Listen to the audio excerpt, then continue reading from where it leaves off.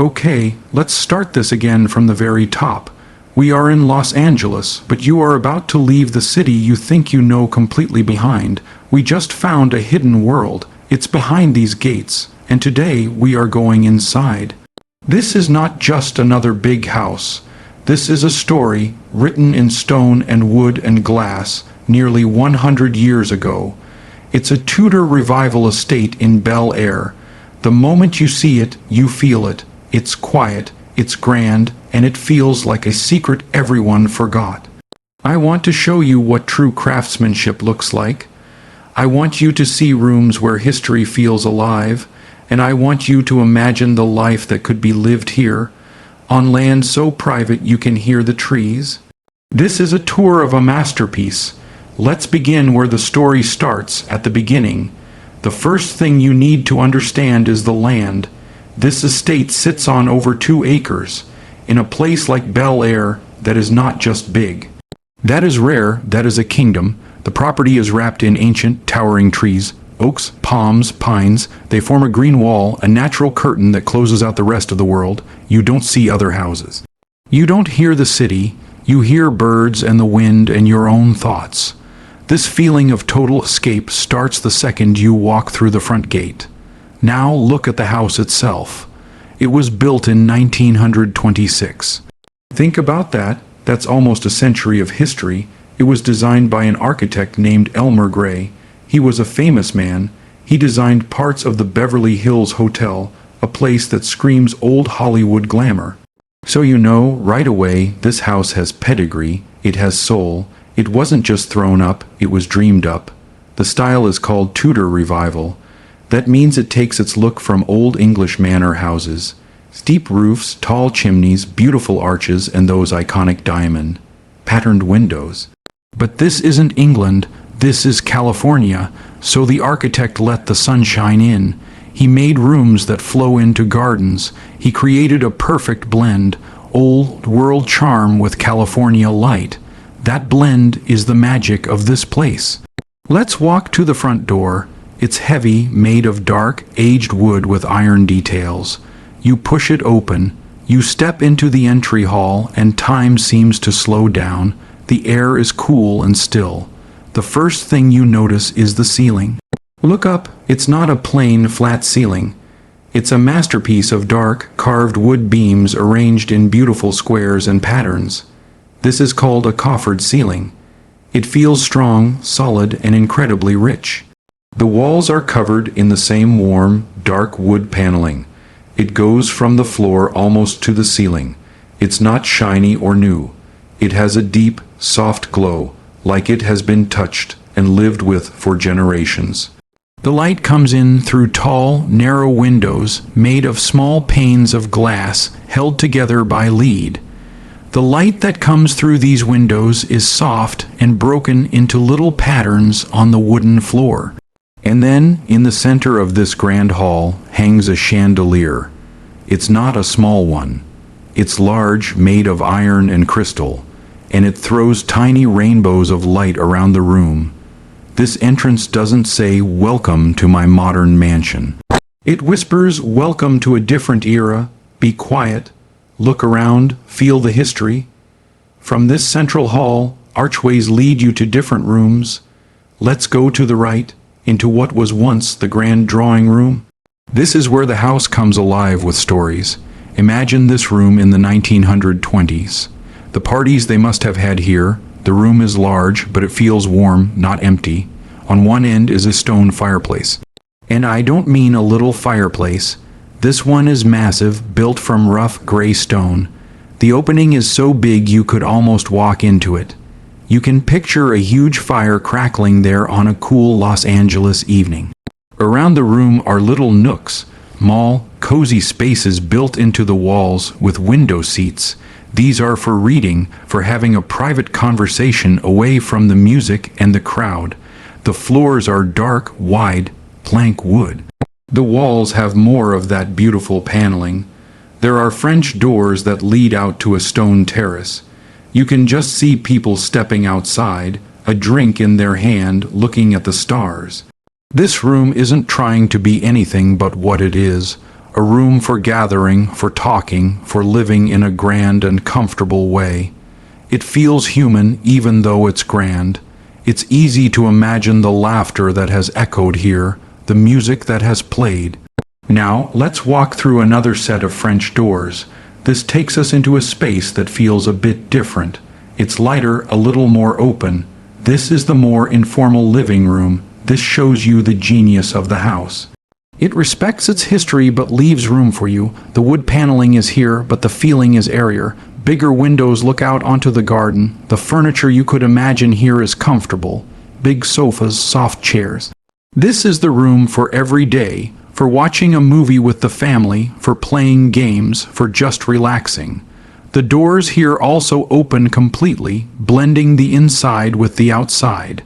This is the California part of the Old English house. It's about sunshine and fresh air, and that leads us to the single most amazing thing about this property, the outdoors, because the inside is incredible, but the outside is where you would live. We walk out from the living room and the world opens up. You are standing on a vast stone patio, and before you is the most beautiful swimming pool you can imagine. It's not a small blue rectangle. It's a large free-form pool with a stone deck all around it. The water is a perfect clear turquoise. Around the pool are tall, graceful palm trees. Their shadows move slowly across the water as the sun goes by. To one side of the pool is a little building. It's a one-bedroom guest studio. It's perfect for friends staying over or for a pool house to change in. Next to it is a large jacuzzi spa built into the deck. You can sit in the hot bubbles and look out over the pool and the gardens. And past the pool, believe it or not, is a full-size sports court. Tennis, basketball, pickleball, you name it.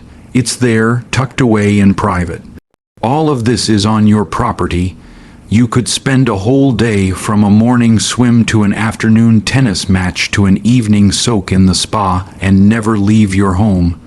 You would never need to go to a gym or a club. It's all here. Now turn around and look back at the main house. From here, with the palm trees framing it and the blue sky behind it, it looks like a castle from a fairy tale. It looks like it belongs on a hill in the countryside, not in the middle of Los Angeles. That is the feeling. You have been transported, but we are not done. Look across the pool. See that other beautiful building. That is not a garage. That is the guest house, and calling it a guest house doesn't do it justice. We walk over a charming little stone bridge that crosses part of the pool area.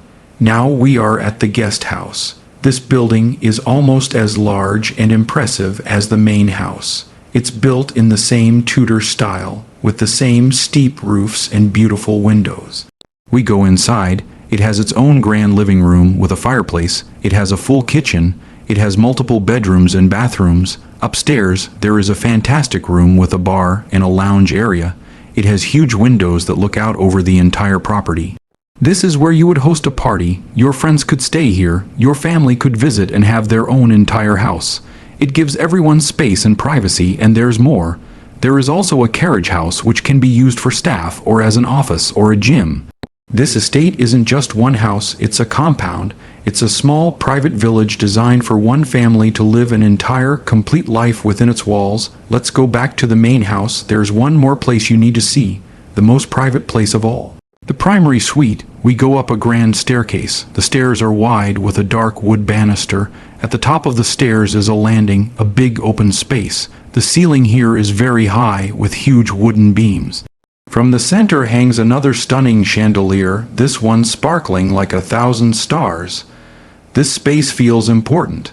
It feels like the entrance to your own private world, and then you enter the primary suite.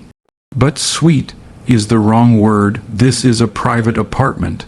It takes up its own wing of the house. You walk into a small private living room. This is just for you. There's a place for a television, bookshelves, a sitting area. There's even a small, custom bar here. Imagine waking up and having your morning coffee in this quiet room, all to yourself.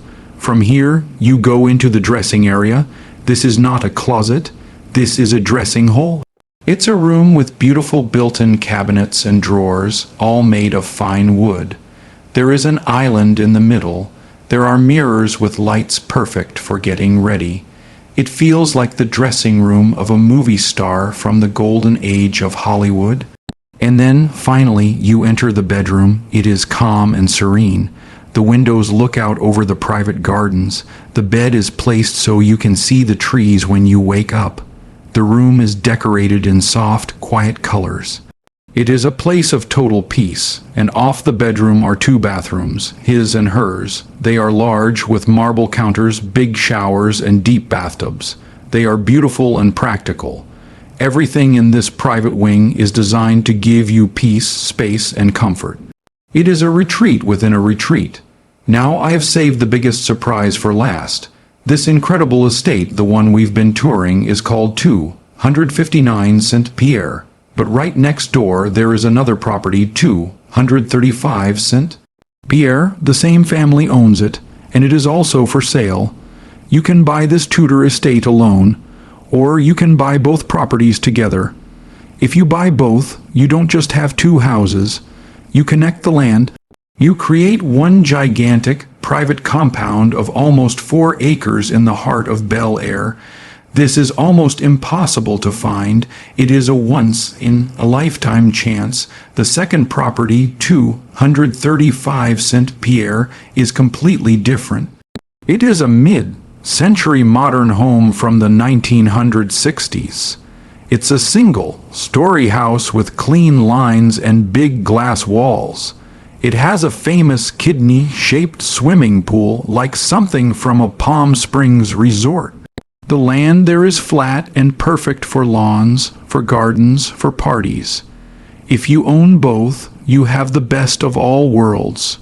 You have the grand, historic Tudor castle for elegant living and big gatherings. And you have a cool, relaxed mid-century house for casual weekends or for guests, or maybe just to keep as your own private art studio or creative space. The two properties together give you nearly 4 acres of hills, trees, lawns, and total privacy. It is a blank canvas for the life you want to create. So, what have we seen today? We have seen a home that is more than a home. It is a piece of art. It is a slice of history. It is a private park. It is a resort. It is a family compound. It is a place where every single day could feel like a getaway, while still being in the middle of one of the world's greatest cities. This is not about showing off. This is about a quality of life that is almost impossible to find. It's about waking up to bird songs, swimming in your own pool under palm trees, reading a book in a centuries-old library, and entertaining friends in a room full of history. It's a life of peace, beauty, and freedom. If you could choose one room in this entire place to call your own, which would it be? The cozy library in the guest house, the sun-drenched living room, the private primary suite, or maybe the poolside studio? Tell me in the comments below, and if this journey into a hidden world gave you a moment of wonder, please do us a favor, tap the like button. It helps our channel, Winds of Thought, more than you know. It helps us find more incredible places to share with you.